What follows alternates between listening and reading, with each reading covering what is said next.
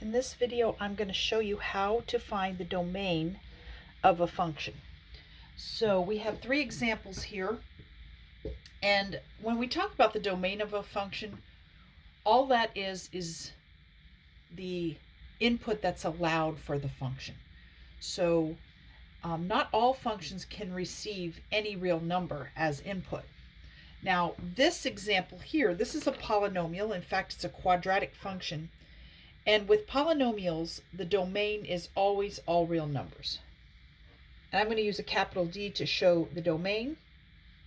And the way we write all real numbers in interval notation is we include everything from minus infinity to positive infinity. And infinity is not really, it's just an idea, but this is symbolic of showing every real number. No matter how far you go to the left or to the right, that real number is allowed as input for your function. In this example, we have a polynomial, but it's in the denominator. So this function is actually a rational function. It's not a polynomial, even though the denominator is a polynomial. So the thing about denominators is you cannot have your denominator equal to 0, and therefore whatever value of x, which is the input, causes this quadratic function in the denominator to be 0 is going to be tossed out of the domain. So we need to find out what causes the denominator to equal to 0. And the way we do that is we just set the denominator equal to 0 and then we solve it. So in order to solve this, we want to factor.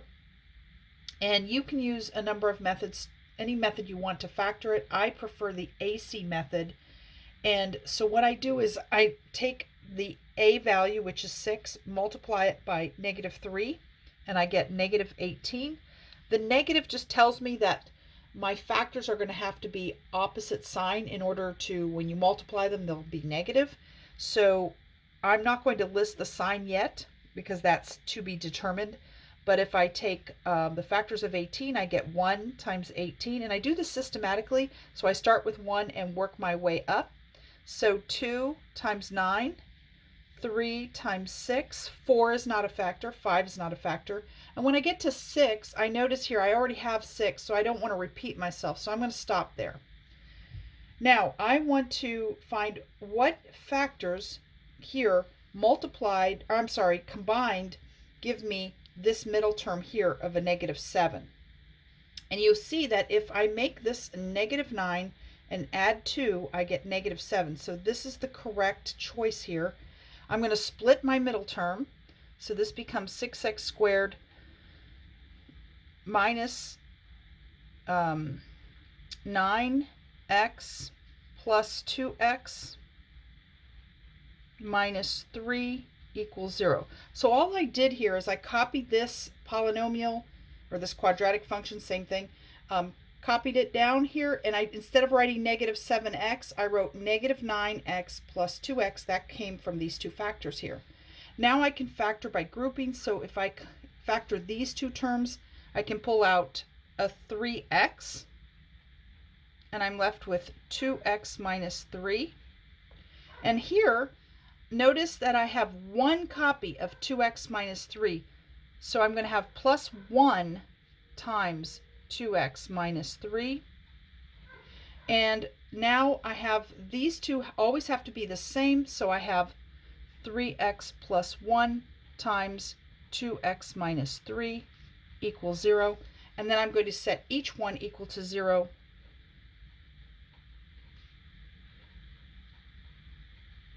And solve those linear equations.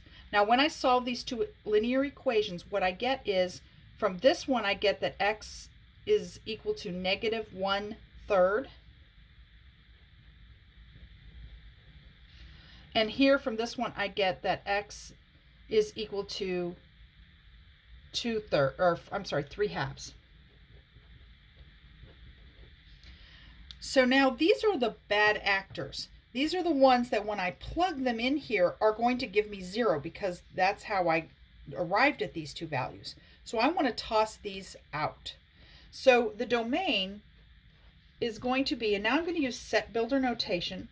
It's going to be the set of all x such that x is not equal to negative 1/3 and x is not equal to 3/2. This is set builder notation. The way I would write that in interval notation is I can think of if I have all real numbers and I'm tossing out these negative 1/3. So let's just say right here, this point is negative 1/3. And then we'll just say that this point here is 3/2. I want to include everything except those two. So over here at minus infinity to infinity, I'm going to write this as minus infinity to up until I get to negative 1/3. The open bracket means I'm not including negative 1/3. I'm going to join that. U stands for union. I'm going to join that with this interval from negative 1/3 to 3/2.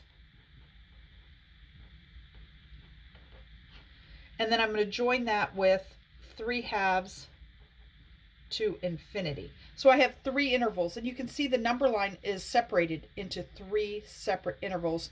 And these rounded brackets or parentheses, if you will, they just indicate that I'm not including negative 1/3 and I'm not including 3/2. So this is the interval notation, this is the graph, and this is the set builder notation. Now in example 3, I have a different situation. I have a square root function, and the 3x plus 5 it cannot be negative because we cannot take the square root of a negative number. So I'm going to say that 3x plus 5 must be greater than or equal to 0. And now I can solve this inequality. I'm going to subtract 5 from both sides, and that gives me that 3x is greater than or equal to negative 5. And then I'm going to divide both sides by 3, and that shows that x must be greater than or equal to 5/3. So in set builder notation, I can write that my domain is the set of all x such that x is greater than or equal to minus 5/3. But in interval notation,